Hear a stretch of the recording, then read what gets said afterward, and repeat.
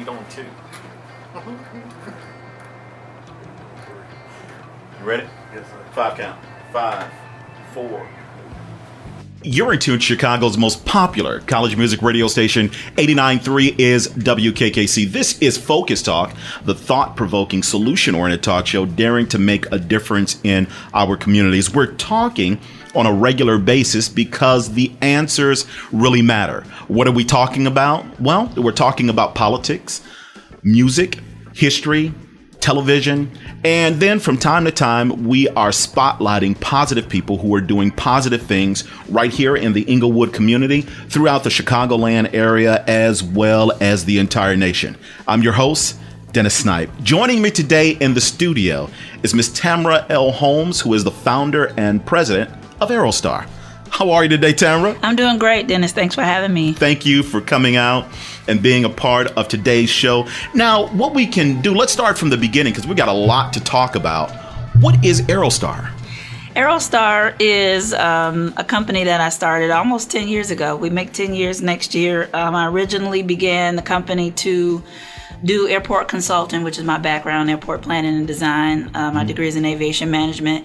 And along the path, I realized and recognized that I was not only a unicorn, but a unicorn with wings, literally, an African-American female in aviation. And it startled people to find out what I did for a living, so much so that I felt the need to give back and start to teach kids about what I did for a living. And that turned into running aviation programs throughout the School Matters, and now being one of the only nationally recognized organizations providing aviation and aerospace education to youth, kindergarten to career, actually. So we're really excited about that. Wow. Absolutely incredible. Now, for the most part, when you think about flying, well, at least I think about it being something that's out of the norm or out of the realm. But how did it all start for you? Well, it started for me. It wasn't out of the norm for me because I was a young person that was interested in activities that led to consequences, most of the time not positive. And so it gave me... when aviation was introduced to me at 16 years old, I was in a really bad spot. Just very rebellious, disrespectful, angry, always fighting or getting into different altercations with adults and classmates alike. And one Saturday morning, my mom made me get up and go to downtown with her uncle. Go to Maxfield, and showed up, and it was a bunch of black guys down there giving kids airplane rides, and I was like, this is extraordinary. He let me fly the plane, and we turned the plane around. I was flying over Lake Michigan on the most beautiful day, and I said I could do this for the rest of my life, and that was it. You know, I was convinced that I would have a career in aviation. At first, it was to be a pilot, but I couldn't afford flight school and wound up leaving flight school and just getting my degree in aviation management. And one of the best decisions I ever made, not to completely walk away from aviation, but find a way to use my skills and talents academically to stay in the industry. Okay. So now, from that fateful day as a 16-year-old kid going to Maxfield, how did it get to where you are now? What were the steps? If I could write the steps down, I'd be a millionaire. You know, it's really only 2 steps, is faith and action. I mean, those are 2 steps that with any success or with anything that you want to do or accomplish, it's to first believe that it's possible and then do the work. Okay. And so I graduated from SIU, landed my dream job with an airport planning company. I worked there for 10 years. Last year there was a contract employee providing just airport planning services, and then I transitioned Aerostar to a full service aviation company, but it was a lot of support. You know, I reconnected with the Chicago chapter of the Tuskegee Airmen, who really got me back involved and engaged with youth, Chicago area youth, and reaching out to them. But even on the business side, I think people knew I was such a great consultant because I had people skills. But I was also highly technical, which is a brain pairing that you don't usually see. You don't usually see people that's left and right brain. Okay. You don't usually see social geeks, social tech geeks. And so I found my niche in doing aviation education and consulting by staying true to who I was as an individual and not allowing corporate to convince me to climb the ladder, which would end for me as an African-American female at the glass ceiling and the brown ceiling, if you will. And, every step of the way, I found an advocate to go in on my behalf and to leverage my assets with what was to come, the next level. So even starting a company, I had support, from my boss, who was the vice president of the firm that I had worked for 10 years. Going out and starting youth programs. I had an advocate in the commissioner of aviation at that time, who was Rosie Andolino, Chicago Department of Aviation commissioner, who supported and understood the vision of getting minority youth in Chicago involved in one of the largest economic generators in the region and in the world, which is O'Hare and Midway International airports. And so a lot of people saw that I was prepared to go to the next level, and they used the leverage that they had to advocate for me to get there. So the steps: faith, put in the work, and when you do that, the advocates, I believe, just by divine inspiration, come alongside you and push you forward. Okay. Let's talk a little bit about the program that you have for young people. The name of it, Giving Wings to Dreams. So our actual programs are all called the AeroStars program. We named the programs after the company. We coined the phrase "Giving Wings to Dreams" because we know and understand that in order for kids to aspire to be greater, they not only have to see it, but they also need a lift along the way, especially when you're dealing with kids from underserved communities. And so every time we put a kid in a position to not only be introduced to aviation or exposed to aviation careers, but actually become a part of the aviation community through talent pipeline development. So they get introduced to us. They do aviation workshops, projects, get a chance to meet aviation professionals, go on field trips.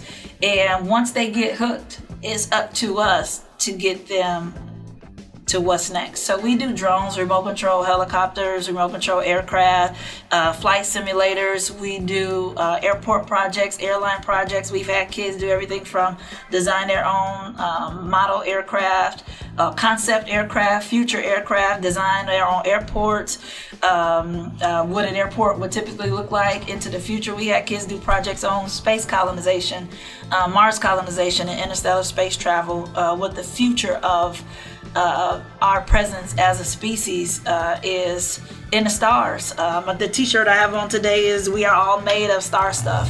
And that's what we get kids to understand, that their place in the world is automatically connected to, yes, aviation and aerospace, but also their community and at large, and how they can give back and contribute. So yes, we do aviation, but I believe aviation and aerospace are tools to get kids to understand the grand scheme of their role, not just in their families, but in their communities, in the economic system of the United States of America at large. So, Tammera, what is the response of the young people when they first enter into camp and they see everything that's available? We get a lot of different responses from kids who are first interested, or some were like me, whose parents actually forced them to come to our program. Right. And unbeknownst to them, they are now studying aviation and aerospace when all they wanted to do was be on a basketball team. So a lot of the students, it's kind of half and half. We get the kids who they're going to be a pilot. Like, they wanted to be a pilot since they were 3 or 4 years old. Right. They come in there, want to showboat and tell us and show us everything that they already know how to do. They fly drones on the weekends. They got a remote control helicopter for Christmas, and we get those kids. But we also get the kids who are like, aviation, what's that? They don't have a clue. Right. So I have to start from the beginning and say, well, you know what the automotive industry is? And then they're like, yeah. And then I'm like, well, the automotive industry has everything to do with automobiles and cars. And like, oh yeah, that's simple. I said, well, the aviation industry is the exact same thing. It has everything to do with airplanes. And they're like, oh, we got you, Miss Holmes, we got you. So it's like they have to get a lot of the exposure that we introduce them to. But I think the number one thing that we teach kids to help them get acclimated to our company and what we do is that aviation is a part of their everyday life. And that's when the light bulbs start to go off. When you say, look at your basketball and see if it was made in Chicago. Look at all of the stuff you use, your hair supplies or your toothpaste. Look at the furniture in your house. So just find a tag on anything. Mm-hmm. And if it wasn't made in Chicago, it probably came via airplane from somewhere. When we talk to the boys, mostly they are there because their parents made them come, unless they are some of the ones who want to be pilots. And we talk to them about how, aviation is related to sports. When Toronto plays Chicago, they're not on the tour bus, coming to play these games. There's a whole industry around. And aviation touches almost everything that these kids are involved in. They just don't see it. And I get so many text messages from kids, sometimes at inappropriate times of the morning and nights. And Miss Holmes, I just saw a crop duster, on my way to Indiana. We on family vacation. I'm like, boy, do you know what time it is? You are texting me at 5 o'clock in the morning that you saw a crop duster. But they start getting excited about the awareness now that they have of how aviation in aerospace actually impacts their entire life on a daily basis. It's extraordinary to see the transformation from the first week of camp to the last week. Some of our programs are 6 weeks, some of them are one-day events, some of them are 20 weeks long throughout the school year. We partner with After School Matters. We have 10 weeks in the fall and 10 weeks in the spring. So we run programs year-round, unlike most aviation organizations who only offer summer camps. But this summer camp this summer is very special because it's the first time that we'll be offering a program for grades 5 through 8 through a wonderful sponsorship that we received from the Boeing Company and NASA. So we're really proud of the partnerships that we've garnered as a small minority organization to partner with the biggest in the aviation and aerospace game on a global scale to serve Chicago students. I don't even know how to put any emotion around that, seriously. We're talking with Tammera Holmes, who is the president and founder of Aerostar. And I wanted to ask you, how does that make you feel when the young man or young girl calls you at 5 o'clock in the morning knowing that it's an inopportune time, but they're excited about what they've learned in class and they've become extremely excited about what you've taught them? How does that make you feel? You know what you're doing. You want to pull the waterworks out. I can't describe it. Mm-hmm.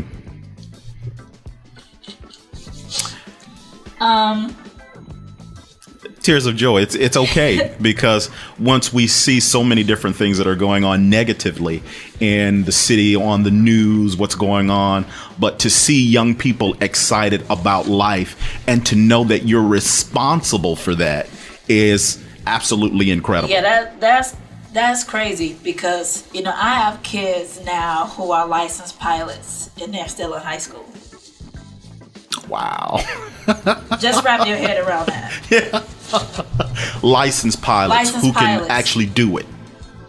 Who are in high school. And so to know that their life would have been completely different without had it not been for them crossing the path of Aerostar and becoming interested and giving them the confidence to be competitive in something as spooky or intense or, extraordinary as aviation and aerospace is. Rocket science really isn't rocket science. Flying an airplane is not all that hard. It takes practice, it takes work, it takes focus and dedication, but to see these kids who mostly have been counted out, discarded, underestimated on so many levels as, Hispanic or, young black males. And, to get text messages to say, we love you, Miss Holmes, or teenage boys started calling me the fairy godmother because they said I made all their dreams come true. I mean, that kind of stuff is just unreal. And you don't see it. You see them looking up to athletes or rappers or, artists or people that are, celebrities. But when I'm getting those messages, to me, that's authentic. That's because I have a relationship with each one of these kids. They can call me when they're in trouble, not just, for a letter of recommendation or to put my name down as a reference. But, Miss Holmes, my first semester of college, I didn't do too good. What can I do, to stay on track or to get focused? Or, I really need a job. I need some hours. My car broke down. I just hired one of my mentees who's been under me since he was 14. He's also a licensed pilot. Went through a partnership program that we partner with called Tuskegee Next. And he called me and said, Miss Holmes, my car broke down. I need my car fixed before I go back to school. Can you got anything for me to do this summer? My answer was absolutely yes. We will pay you as much as you need to get your car fixed to come and give back, to 5th through 8th graders. He just finished his freshman year of college. So it's not just those kids, but knowing that through touching that life, I don't even know how many more are going to be touched through the work that they do. Right. Incredible feeling. Now, here's the most important thing, and I would be remiss during this particular segment of Focus Talk if I didn't mention it. How can young people take part in Aerostar? Well, our programs are open to everyone, and that's one of the things that we really pat ourselves on the back for.